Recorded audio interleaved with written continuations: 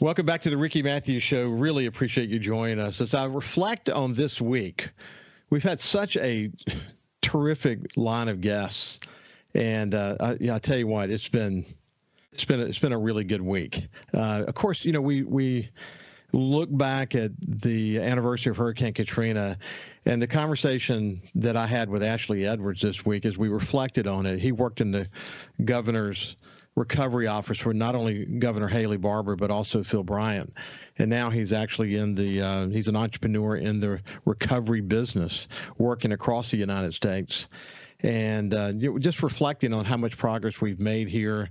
We're looking at social media and all the posts that people made about what life was like for them in the days after Hurricane Katrina. We've come so far, but it's an honor to be here. It's an honor to be here to celebrate coastal Mississippi and now the state as we roll the Ricky Mathews Show out to Jackson and Delta markets on Thursdays. We'll be adding more markets, adding more days as we go forward.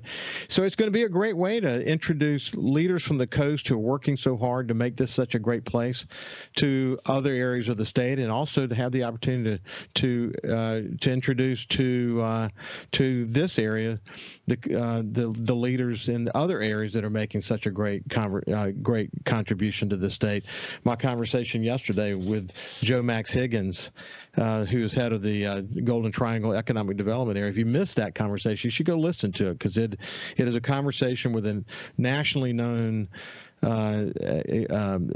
economic development executive who's doing incredible work, including, he goes up to Harvard on a regular basis to do case studies there. But Joe Max is a unique personality who doesn't do anything but accept success. And it's amazing to see the culture that he's built there in the Golden Triangle. Really important stuff. Also, the opportunity to meet every Friday with Jeff Duncan and talk about the Saints and other important sports, news that's out there. So now we're going to shift gears and go to my friend Kathy Rogers. You had the opportunity to meet Kathy last week. She is the founder of Adopt A Grandparent Day, and I remember well the conversation that Kathy and I had last year, because they were dealing with, as we all were, they were dealing with, the COVID scenario and how to do this in a COVID, situation. But anyway, it's been challenging, but Kathy, I'm assuming you guys are back to sort of normal operation for the most part, and we'll talk about what Grandparent Day is for people who missed our last conversation. But without any further ado, I just want to welcome my friend Kathy Rogers. How you doing, Kathy? Good. Thanks for having me, Ricky. So, well, let's start with this. Let's remind people what Adopt a Grandparent Day is all about, this effort that you and your husband, Lee, started back in 2014. And then we'll talk about some of the challenges you've had along the way, and then we'll look forward to the upcoming Grandparents' Day. So Adopt a Grandparent Day came about because my mother spent 30 days in a nursing home. And when we would visit her, we would notice people started lining up to visit with my husband because he came at a specific time every day. And my mother suffered with depression, and we started noticing that.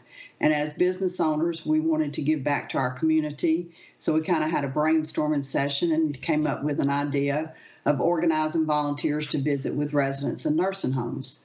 And so first year, we visited 19 facilities in 3 counties.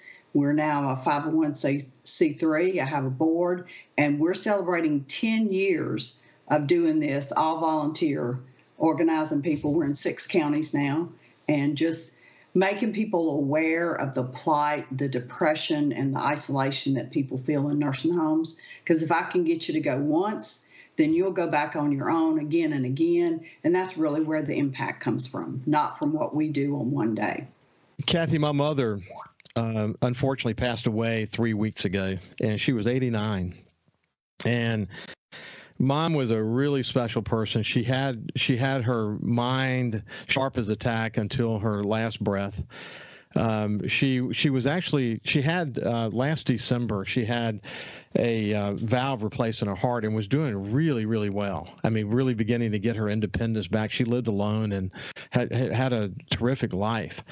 But unfortunately, the new valve introduced sepsis into her blood, and it started to play out in a very incredible, terrible way. Ended up in the hospital for an extended period of time, and then in rehab for an extended period of time. always never losing her will, their will to want to come back and live alone and have her life, because she told me, just a few days before she died, looking at my grandkids, she said, this is the reason I want to live. I have memories to make still, and all of that. Well, anyway, as she approached her last days, one of the things we had at least begun to consider was whether she should go into an assisted living facility, because it didn't occur to us. I mean, we didn't think that these were her last days. She seemed to be someone who's going to fight for the next couple of years. Mm-hmm. So I got a chance to go through the process of what families go through to define what are some viable options, and my sister Mitzi, her and her husband Mac are like, I call them angels on earth. They took Mom in. Not every family has the ability to do that, incidentally. You see it all the time. But these tough choices that families have to go through. And I can only imagine the depression that these people have to go through. And I saw it firsthand.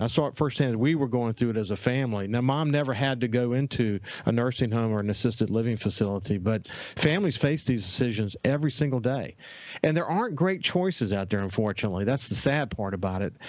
But the effort that you guys, created in 2014 is a wonderful way to go and touch people who need to be touched, who need to have someone who walks in with a smile on their face and show that they care. And it's important. And I give you guys tremendous respect and admiration for being able to keep this effort going over all these years. Well, it is a lot of work, but unfortunately, like my family, my mother-in-law is currently in a nursing home because we could not get enough care in the home to keep her in our home. My mom lived with me until she passed, but unfortunately, like my family and yours who takes care of those folks, half of the people in the nursing home don't have any visitors. So That's the tragic part, is a lot of people, maybe they'd never had any children, or their children are passed or live in another part of the country. And sometimes you have people that are abandoned in nursing homes. And so I can't imagine doing that, but that is a common thing. And so that's one of the reasons. I mean, you think about it, losing your independence and suddenly somebody tells you where to go and what to do and how to do it. And that's a tough thing. And so just by us going in, we can cut the depression in about half just by having visitors. Because, your mom wanted to fight to make more memories. That's the same, my mom and others. And so if we can go in there and we just touch them and have a conversation, because the staff at the nursing homes are overloaded. And so if we can go in and just look them in the eye and have a conversation with them, that just changes not just their day, but a month. We leave behind, we bring them little gifts. We bring happy stuff. We don't bring any socks and things like that typically. We bring fun stuff. And so if you can just look them in the eye and hear their story, I tell young people, they say all the time, I don't know what to say to them. I said, well, do you like animals? Maybe that person likes animals. Or what kind of career do you want to have? Maybe you want to be a radio personality, and that's what they did. Whatever their story is. And so it's not the stories that you've heard all the time. It gives them an opportunity to feel like they matter. And that's the whole thing that we want to do, is make those people feel like they matter. One of the thoughts that kept going through my head, and my sisters will attest to this, is that I was always going to do more than my fair share. Where my head was is that I said, when Mom does pass away, at the time that I said that, it could be 5 years from now, given her will to live, I don't want to look back and say I had any regrets. I don't want to look back and say that I was a factor in not helping to care for her or doing what was needed when it needed to be done. I wasn't going to be an issue. That was my commitment. That's what I did. The beauty of it is my sisters made the same commitments. Vicky, Mitzi, and Cindy, my three sisters, we all committed together to help Mom. And how many times we were sitting there with Mom and having the conversation of, what do families do that don't have my three sisters and me? Okay, I mean, and you see it all the time. You may have four siblings, but only one's doing all the work. The other three live in another state, or maybe you have four siblings and none of them are helping. Most of them live away. I can't imagine how difficult that is for a grandparent to go, an older person who's in a nursing home, your point about it's not necessarily being abandoned, but in some cases they don't even have a family to abandon them. It's so sad to me to think about it, but I was there and I contemplated that. When we come back with Kathy Rogers, the founder of Adopt A Grandparent Day, we'll continue this part of the conversation. We'll shift gears and start to talk a little bit more about Adopt A Grandparent Day in particular. We'll see you right after this break. Welcome back to the Ricky Mathews Show. It's a great opportunity for me to reflect a little bit based on my own personal experience, having a chat with my friend Kathy Rogers, who is the founder of Adopt A Grandparent Day, as she and I talk about my own experience, her own experience, her husband's experience as it relates to aging parents. And gosh, our state's got some work to do. I mean, we need more facilities certified as Medicaid. And I mean, I could just go on and on. I've learned a lot about, where the holes are in the system for families, and I intend to stay focused on it, because mom passed away, I'm extremely aware now of what other families are having to go through, and in some cases, especially in some areas, the choices are so extraordinarily limited, and it's sad. And what no matter what the situation is, when an elderly person ends up in a nursing home, there are going to be varying degrees of loneliness. And what Kathy's effort and her husband Lee's effort, Adopt A Grandparent Day, is all about, is to try to bridge the gap and bring more people into nursing homes. And as she pointed out, once you go there and you see how you're received, maybe you'll find your calling and continue to be involved in some way or another. So, Kathy, that's what your intention was. You didn't want it just to be a one-day deal. The one day is a way of sort of introducing people to the challenge, and hopefully they'll find it in their heart to find what their role needs to be going forward. Yeah, the one day is really a hook. It's just out there. If I can get people in the facility, they can connect, then they're going to go on. I've got some school groups that have joined us over the 10 years. And so now they're going back on a regular basis to those facilities. And that's really where our impact is. I mean, one day, yes, we have an impact. If you volunteer with me, you go in thinking you're going to help an elderly person, it's going to change you. That's what's going to happen. And so it's about a heart change. I love the way you said that. So let's just get some of the specifics out of the way, and then if they're interested, they can contact you. But it's coming up in early September, so give us some details and how people can sign up. So the event is Saturday, September 9th. When we contact the nursing homes, they have the opportunity to choose to have their event at 10 a.m. or 2 p.m. So if you go to my website, adoptagrandparentday.org, and there's a volunteer tab on the top, and you click on that volunteer tab. If you want to go to a 10 o'clock event, you click the 10 o'clock tab, and then you sign up, you put all your information, and there's a little drop-down box, and you get to choose which facility you want. And it has the addresses, so if you're picking one in Picayune or Lucedale or Gulfport, anywhere in the 6 counties, you put all your information in. If you've got a group, or if you want to bring kids with you, which the seniors love the kids, then there's a button on the bottom that says, to add people, and you just add the additional people in your group. It's that easy to sign up, and then just show up. Show up about 15 minutes early. We'll get you checked in. You get one of our wonderful T-shirts. You get to play games with the seniors and love on them and make a difference in your life and theirs. And especially, they love the kids. And for us to bring the kids in, it helps us to affirm the importance of life, the importance of our senior adults.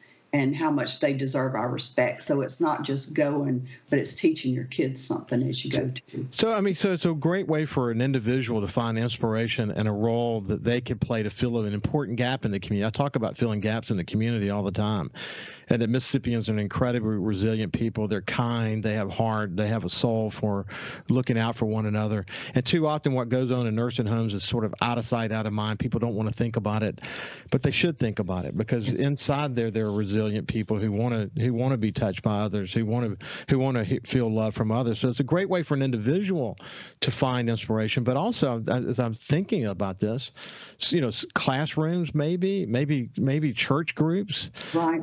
There could be a wide variety of possibilities. You probably have seen some best practices in terms of groups, haven't you? Yes, we have a lot of school groups. Our schools these days require students to get community service hours. And so if the students participate with us, we'll give them a certificate for 1 hour of community service. So that takes care of that. That gets them in, introduces them.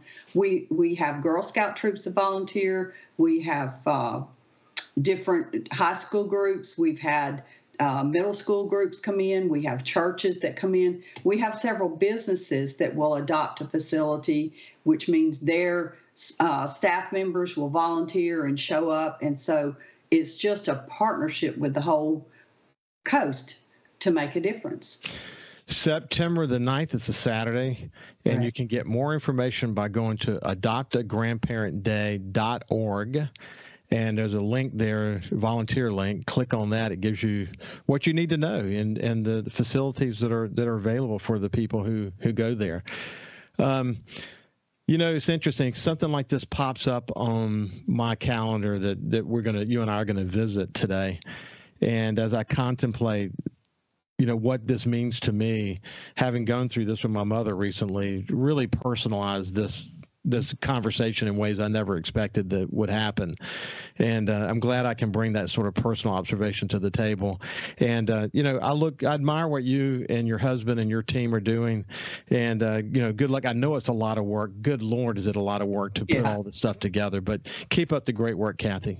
I appreciate it. And Mark, put us on your calendar, second Saturday of September every year. Okay, second Saturday every single year. Kathy Rogers from Adopt A Grandparent Day. It's been a pleasure. Thank you. Have a great weekend, and we'll see you on Monday.